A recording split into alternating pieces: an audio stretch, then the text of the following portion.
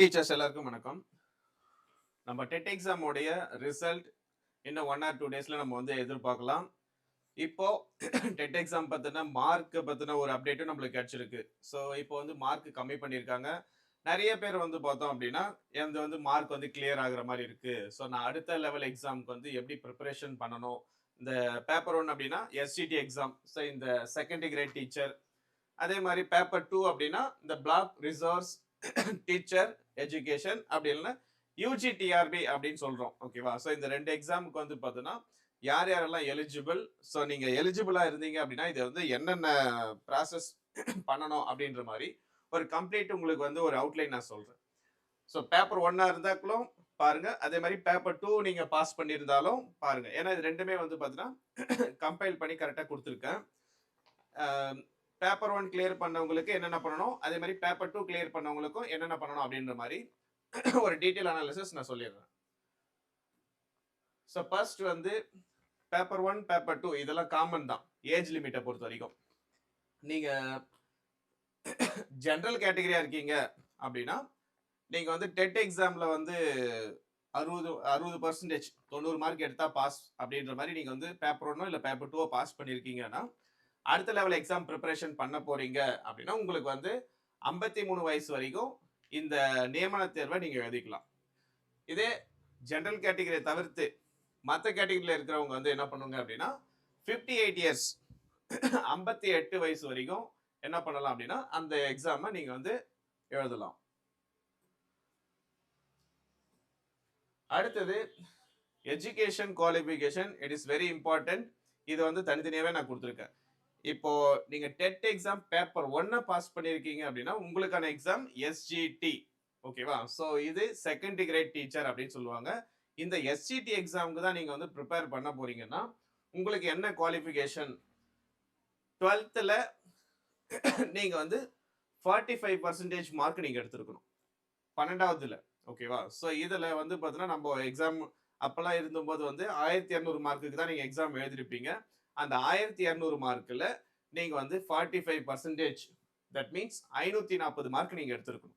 So 540 mark நீங்க எடுத்திருந்தீங்கன்னா you are first eligible. அடுத்தது இந்த 2 இயர்ஸ் கோர்ஸான diploma in teacher education. So இது உங்களுக்கு தெரியும். ஓகேவா? So diploma in elementary education இல்ல டீச்சர் எஜுகேஷன் இல்ல டிடிஎட் அது மாதிரி நிறைய அந்த மாதிரி பேர்ல வச்சிருப்பாங்க. ஓகேவா? ஸோ அந்த கோர்ஸ் கம்பல்சரி இருக்கணும். பேப்பர் 1 பாஸ் பண்ணியிருக்கணும். அதே மாதிரி 12th 45% மார்க் இருக்கணும். அதே மாதிரி டீச்சர் ட்ரைனிங் கோர்ஸ் அந்த 2 இயர்ஸ் கோர்ஸை கம்பல்சரி நீங்க வந்து ஃபினிஷ் பண்ணியிருக்கணும். பண்ணாம இருந்தீங்க அப்படின்னா நாட் எலிஜிபிள். ஓகேவா? ஸோ இந்த 3 கிரைட்டேரியா கம்பல்சரி இருக்கணும். அடுத்தது பேப்பர் 2 தான் எழுத போறீங்க அப்படின்னா யூஜிடிஆர்பி இல்லைன்னா பிடி எக்ஸாம் அப்படின்னு சொல்லுவாங்க இல்லையா? ஸோ அதுக்கான எஜுகேஷன் இந்த குவாலிஃபிகேஷன் என்னென்ன இருக்கு அப்படின்னா ஃபர்ஸ்ட் ஒரு டீச்சர் ட்ரைனிங் கோர்ஸ் நீங்க படிச்சிருக்கீங்க. நான் வந்து பிஎட் பண்ணல. ஏன்னா நிறைய பேர் சொல்லுவாங்க பிஎட் பண்ணியிருக்க மாட்டாங்க, பட் அவங்க டீச்சர் ட்ரைனிங் கோர்ஸ் பண்ணியிருப்பாங்க. So teacher training course plus அதுல என்ன பண்ணிருக்கணும் அப்படின்னா அடிஷ்னலா ஒரு டிகிரி முடிச்சிருக்கணும். ஓகேவா? So teacher training course DTEd plus ஒரு டிகிரி முடிச்சிருந்தாலும் டெட் பேப்பர் 2 பாஸ் பண்ணியிருந்தீங்க அப்படின்னா யூ ஆர் 100% எலிஜிபிள் இந்த யூஜிடிஆர்பி எக்ஸாம் எழுதுறதுக்கு. இப்போ இந்த யூஜிடிஆர்பி எக்ஸாம் எழுதும் போது நீங்க டிகிரியில என்ன கோர்ஸ் எடுத்தீங்களோ, ஃபார் எக்ஸாம்பிள் தமிழ் டிபார்ட்மெண்ட்னா நீங்க தமிழுக்கு ப்ரிப்பேர் பண்ணணும். இங்கிலீஷ்னா இங்கிலீஷ், இல்ல டிகிரியில வந்து மேக்ஸ் படிச்சிருக்கேன் பிஎஸ்சி மேக்ஸ் அப்படின்னா ஸோ நீங்க வந்து மேக்ஸுக்கு ப்ரிப்பேர் பண்ணலாம். ஸோ இது வந்து ஒரு ஃபர்ஸ்ட் குவாலிஃபிகேஷன். இது யாருக்கு அப்படின்னா கிராஜுவேஷன் பிளஸ் ஒரு 2 years diploma in teacher education இல்ல எலிமெண்டரி எஜுகேஷன் அது பண்ணவங்களுக்கு. அதுக்கு அடுத்தது செகண்ட் குவாலிஃபிகேஷன் என்ன அப்படின்னா கிராஜுவேஷன் அட்லீஸ்ட் 45%. நீங்க ஒரு கிராஜுவேஷன் முடிச்சிருக்கீங்க. இப்போ நான் பிஏ இங்கிலீஷ் நான் படிச்சிருக்கேன் அப்படின்னா அந்த பிஏ இங்கிலீஷ்ல 45% மார்க் கம்பல்சரி இருக்கணும். அதுக்கு கீழே இருக்கக்கூடாது. ஓகேவா? இதுவே ஜெனரல் கேட்டகரியா இருந்தா 50% வந்துடும். பட் மற்ற கேட்டகரிக்கு வந்து பார்த்தோன்னா 45% வச்சிருக்காங்க. இன்னொன்னு நீங்க டெட் எக்ஸாம் பாஸ் பண்ணிருக்கீங்க அப்படின்னாலே கண்டிப்பா இந்த எக்ஸாம் எழுதலாம். ஏன்னா டெட் எக்ஸாம்லேயே வந்து 45% மார்க் தான் அங்கே வச்சிருக்காங்க. அங்கே நீங்கள் வந்து 45% கொடுத்து நீங்கள் அந்த எக்ஸாம் எழுதிருக்கீங்கன்னா இந்த நியமன தேர்வு எக்ஸாம் எழுதுறதுக்குமே நீங்கள் எலிஜிபிள் தான். அதுக்கப்புறம் ஒரு கிராஜுவேஷன், ஒரு 45% மார்க்கு, அதுக்கப்புறம் ஒரு பிஎட், இது 3 இருந்தால் கூட என்ன பண்ணலாம் அப்படின்னா இந்த நியமன தேர்வை நீங்கள் எழுதலாம். அடுத்தது டெட் பேப்பர் 2, ஓகேவா? இது வந்து பார்த்தோம்னா பேப்பர் 1 கிடையாது, இது டெட் பேப்பர் 2 பாஸ் பண்ணவங்க மட்டும்தான் இந்த யூஜிடிஆர்பி எக்ஸாமை எழுத முடியும். என்னென்ன சப்ஜெக்ட் எல்லாம் வந்து எழுதிக்கலாம் அப்படின்ற மாதிரி கொடுத்துருக்காங்க. சப்போஸ் நீங்க வந்து ஒரு டிடிஎட் தான் முடிச்சிருக்கீங்க, நான் வந்து பிஎட்லாம் பண்ணல அப்படின்னா என்னென்ன சப்ஜெக்ட்லாம் எலிஜிபிள்னு பார்த்துக்கோங்க. Tamil, English, maths, physics, chemistry, botany, zoology, history, geography, ஓகேவா? ஸோ இந்தந்த சப்ஜெக்ட் எல்லாமே வந்து பார்த்தோன்னா இதில் எதனாச்சும் நீங்கள் ஒரு சப்ஜெக்ட்ல கிராஜுவேஷன் முடிச்சிருந்தா நீங்கள் எழுதிக்கலாம். இப்போ ஃபார் எக்ஸாம்பிள் நான் வந்து டீச்சர் ட்ரைனிங் முடிச்சிருக்கேன், கிராஜுவேஷன் அப்படின்றது இந்த ஏதோ ஒரு சப்ஜெக்ட்ல இல்லை, நான் வேற ஏதோ சப்ஜெக்ட் நான் முடிச்சிருக்கேன் அப்படின்னா நாட் எலிஜிபிள், ஓகேவா? அதுக்காக தான் இதை வந்து மென்ஷன் பண்ணி கொடுத்துருக்காங்க. இதுல ஏதோ ஒரு சப்ஜெக்ட்ல தான் நீங்க வந்து பாத்தீங்கன்னா கிராஜுவேஷன் முடிச்சிருக்கணுமே.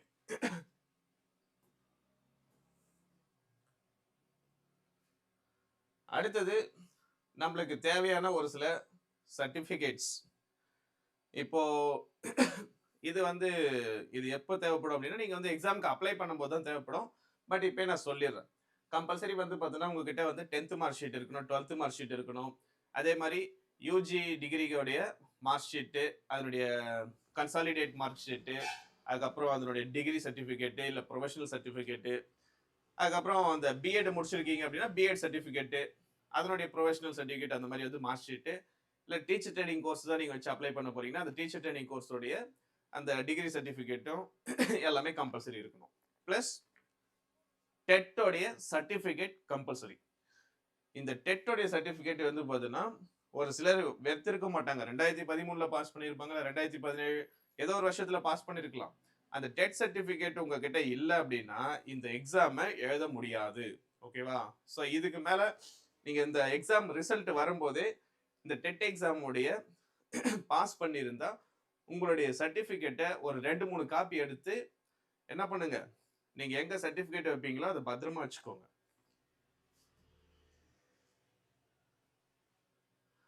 அடுத்தது இங்க வந்து ஒரு இம்பார்ட்டன்டான விஷயம், கம்யூனிட்டி சர்டிஃபிகேட். கம்யூனிட்டி சர்டிஃபிகேட்டை பொறுத்த வரைக்கும் ஜென்ஸுக்கு பிரச்சனை இல்லை, ஓகே? மேல் டீச்சருக்கு நோ இஷ்யூஸ். பட் நீங்க விமன் டீச்சரா இருக்கீங்க அப்படின்னா நீங்க மட்டும் கொஞ்சம் கவனிங்க.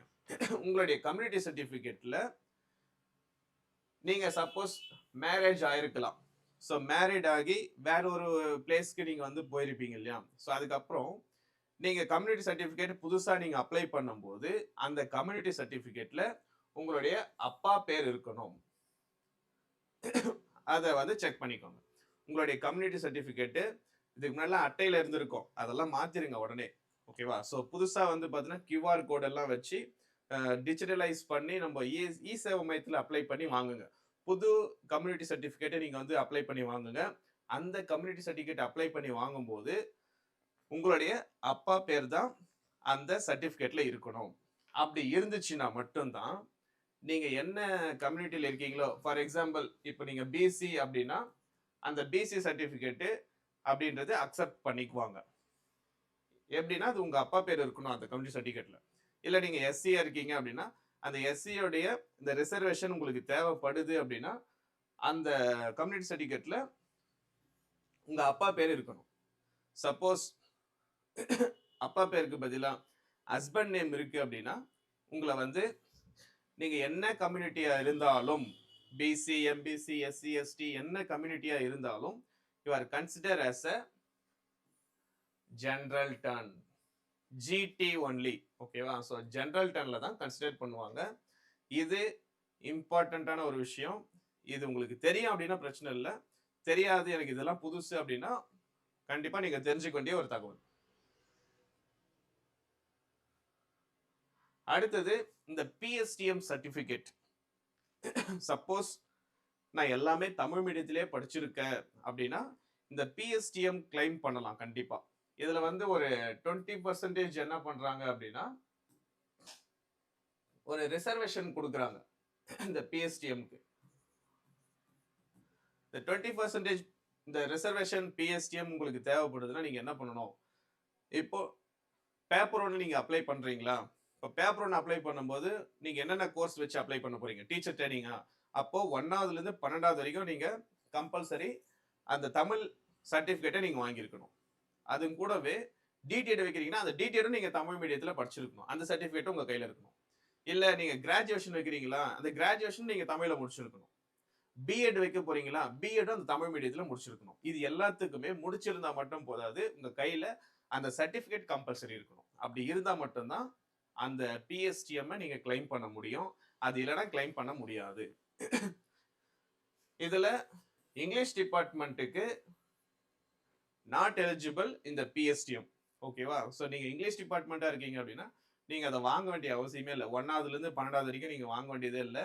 எப்படி இருந்தாலும் இந்த டிகிரின்னு வரும்போது என்ன ஆயிடும்? உங்களுக்கு நாட் எலிஜிபிள் ஆயிடும். தேவையில்லாம டைம் ஸ்பெண்ட் பண்ண வேண்டாம். இல்ல உங்களுக்கு அது தேவைப்படுதுன்னா வாங்கி வச்சுக்கோங்க, உங்க சாய்ஸ்.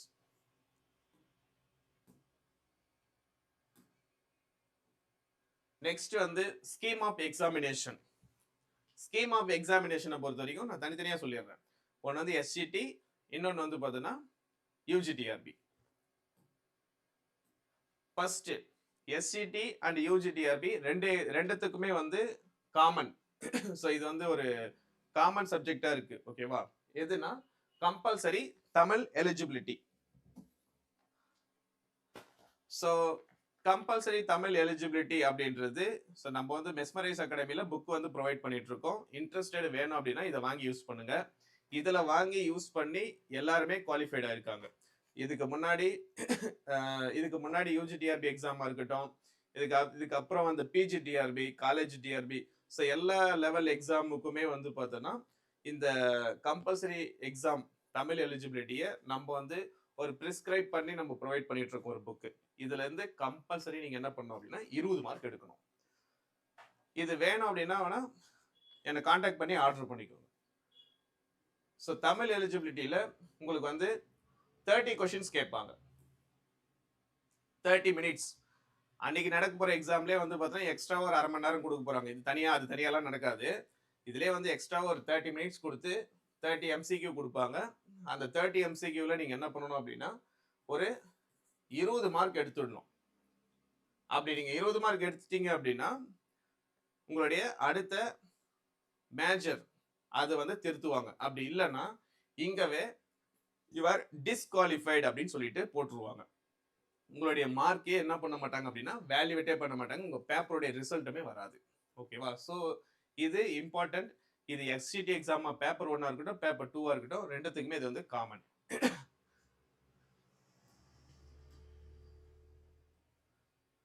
அடுத்தது இது வந்து மெயின் சப்ஜெக்ட்.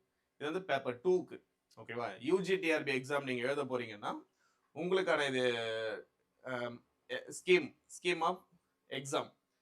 ஸோ நான் ஏற்கனவே சொல்லிட்டேன் என்னென்ன சப்ஜெக்ட் எல்லாம் வந்து பார்த்தோன்னா எலிஜிபிள்ல இருக்குது அப்படின்ற மாதிரி. தமிழ், இங்கிலீஷ், மேக்ஸ், சயின்ஸ் அதெல்லாம் சொன்னேன் இல்லையா? ஸோ அந்தந்த சப்ஜெக்ட்ல நீங்க என்ன பண்ணுவீங்க அப்படின்னா 150 மார்க்ஸுக்கு எக்ஸாம் எழுதுவீங்க. Full and full MCQ. Written ஒர்க்லாம் கிடையாது, எல்லாமே எம்சிக்யூ. அது வந்து ஓஎம்ஆர் ஷீட்லேயே நடக்கலாம், அப்படி இல்லைன்னா சிபிடி மோட்லேயும் நடக்கலாம். மோஸ்ட்லி வந்து ஓஎம்ஆர் ஷீட்ல தான் அதை கண்டக்ட் பண்றாங்க. இதுல வந்து எவ்வளோ மார்க் எடுத்தால் எனக்கு வேலை கிடைக்கும் அப்படின்ற மாதிரிலாம் யோசிப்பீங்க. இது வந்து கட் ஆஃப் பேசிஸ். ஓகேவா? ஸோ கட் ஆஃப் பேசிஸ் அப்படின்றதால நீங்கள் வந்து எந்த அளவுக்கு ஹை லெவல் மார்க் ஸ்கோர் பண்ண போறீங்களோ, ஏன்னா இப்போ வந்து 75 மார்க்குன்ட்டாங்களா, கண்டிப்பாக காம்படிஷன் ஹெவியாக இருக்கும். ஸோ நீங்கள் எவ்வளோக்கு எவ்வளோ மார்க் வந்து அதிகமாக எடுக்க போறீங்களோ அதை பேஸ் பண்ணி தான் உங்களுக்கு வந்து இதில் ஜாபும் கிடைக்க போகுது.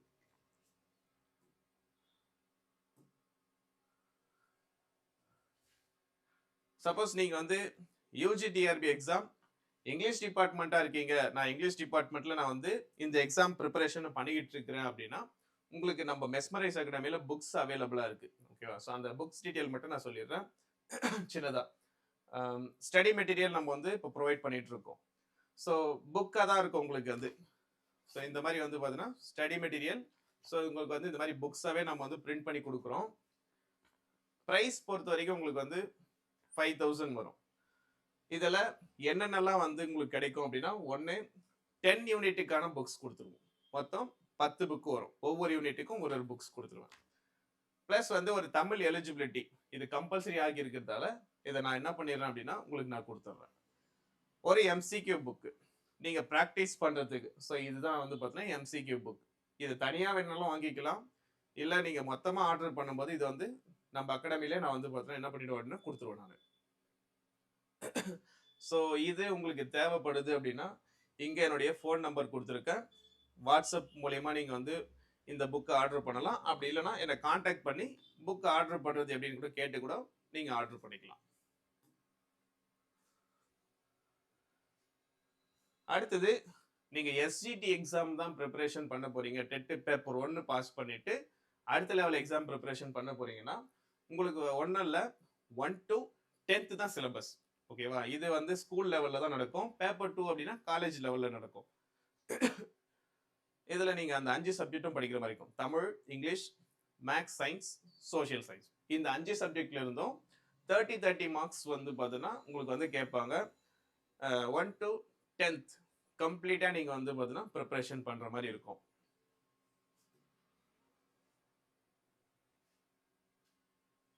அதுக்கு அடுத்தது செலெக்ஷன் ப்ராசஸ் பொறுத்த வரைக்கும் ஃபஸ்ட்டு உங்களுடைய தமிழ் எலிஜிபிலிட்டியில் 20 மார்க் எடுத்துட்டீங்களா அப்படின்னு பார்ப்பாங்க. அந்த 20 மார்க் எடுத்தால் மட்டும்தான் ரிட்டன் எக்ஸாம் 150 மார்க் இருக்கு இல்லையா? ஸோ இந்த 150 மார்க்கை உங்களுக்கு வந்து என்ன பண்ணுவாங்க அப்படின்னா வேல்யூவேஷன் பண்ணுவாங்க. இதில் வந்து நீங்கள் சப்போஸ் கட் ஆஃப்ல நீங்கள் உள்ளே வந்துட்டீங்க அப்படின்னா உங்களுக்கு அடுத்த லெவல் நடக்கும். சிவி சர்டிஃபிகேட் வெரிஃபிகேஷன் நடக்கும். சர்டிஃபிகேட் வெரிஃபிகேஷன் நடந்து நீங்கள் வந்து எலிஜிபிள் ஆகிட்டீங்க அப்படின்னா ப்ரொஃபஷனல் லிஸ்ட்டில் நீங்கள் செலக்ட் ஆனால் உங்களுக்கு வேலை கிடைக்கும். ஸோ இவ்வளோ தான் வந்து பார்த்தீங்கன்னா இந்த ரெண்டு மொத்தமே இந்த ப்ராசஸ். ஸோ என்னுடைய சஜஷன், நீங்கள் டெட்டு பாஸ் பண்ணியிருக்கீங்க, அடுத்த லெவல் எக்ஸாம் ப்ரிப்பரேஷன் பண்ணுறீங்கன்னா ஒரு 100 மார்க்குக்கு மேலே நீங்கள் எடுக்கணும். பேப்பர் 1ஓ இல்லை பேப்பர் 2ஓ நியமன தேர்வில் பண்ணும்போது எஸ்ஜிடி இல்லை யூஜிடிஆர்பி இந்த 2 எக்ஸாமில் எது வந்து நீங்கள் ப்ரிப்பரேஷன் பண்ணாலும் நீங்கள் ஒரு 100+ மார்க் நீங்கள் எடுக்கிறீங்க அப்படின்னா உங்களுக்கு கன்ஃபார்மாக ஒரு ஜாப் இருக்குன்னு அர்த்தம்.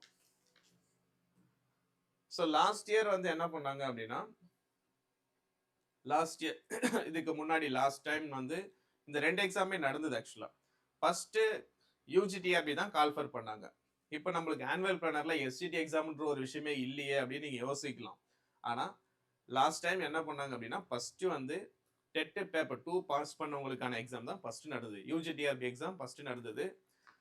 அந்த கால்ஃபர் முடிஞ்ச பிறகு தான் இந்த எஸ்ஜிடி எக்ஸாமுடைய கால்ஃபர் நடந்தது. ஓகேவா? ஸோ இந்த வருஷமும் அதே மாதிரியான எக்ஸ்பெக்டேஷன் தான். ஃபஸ்ட்டு யூஜிடிஆர்பி எக்ஸாம் என்ன பண்ணுவாங்க அப்படின்னா கம்ப்ளீட் பண்ணிடுவாங்க.